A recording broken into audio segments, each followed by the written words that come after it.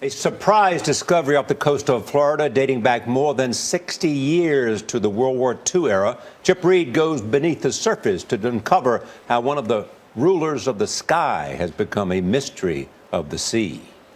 Off the coast of Miami Beach recently, 4 people boarded a mini submarine about the size of a compact car. Roger that. They are in. After a safety check, Captain Stockton Rush, CEO of OceanGate, the company that owns the sub, initiated our descent.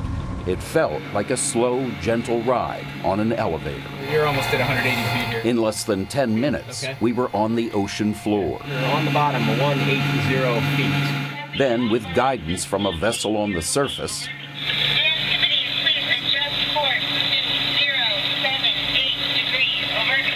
we followed the sloping floor downward until suddenly, there it was, half buried in the sand. We're now on the bottom of the Atlantic, 240 feet down, just off the coast of Miami, and that is a Navy F-6F Hellcat that was lost sometime between 1943 and 1952, when 79 of those planes disappeared in this area. The trick now is to try to figure out which one this was. Rush discovered the Hellcat purely by chance while inspecting artificial reefs for Miami-Dade County. At first, he thought it was a shipwreck, but the image on the sonar screen showed the unmistakable shape of an aircraft. Rush contacted the U.S. Navy, which sent Navy archaeologist Heather Brown. During our 2-hour tour, she took extensive notes and dozens of photographs. There's a lot of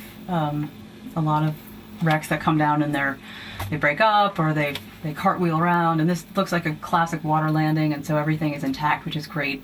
The Hellcat was one of the heroes of World War II. It ruled the skies of the Pacific, destroying more than 5,200 Japanese aircraft. More than 12,000 Hellcats were produced during World War II, but few are left, which makes this a very special discovery for the Navy. But we have sort of two goals when we're looking at things. One is to help try to identify and make sure we can tell the models apart and try to find the individual aircraft number, but we also want to assess its condition.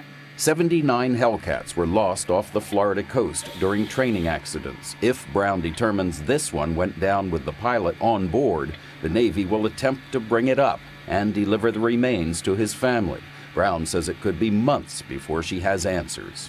It can take quite a while. Yeah. And sometimes we just can't tell. Mini Sub-Captain Stockton Rush says nothing beats the underwater thrill of stumbling upon something as significant as a Navy Hellcat. That moment when you actually come to see it on the sonar and then that's followed by a visual identification is really quite a shock. You just never know exactly what you're going to find. Rush, who had originally wanted to explore space as an astronaut, says he now believes there are even more mysteries under the sea. For CBS This Morning, Chip Reid aboard the Antipodes off the Florida coast. Watching that, I have 2 responses. Number one, it's what I love about our program now. You can take talented storytellers and have them go tell us a story that we might not have seen. Yes. The other is how fascinating the oceans are. And the more we do of this kind of exploration, the more we learn, including, our fascination with World War II. And I think, too, about the scientists that go there, Charlie, looking for one thing and then come up with something else. And wow, that is amazing.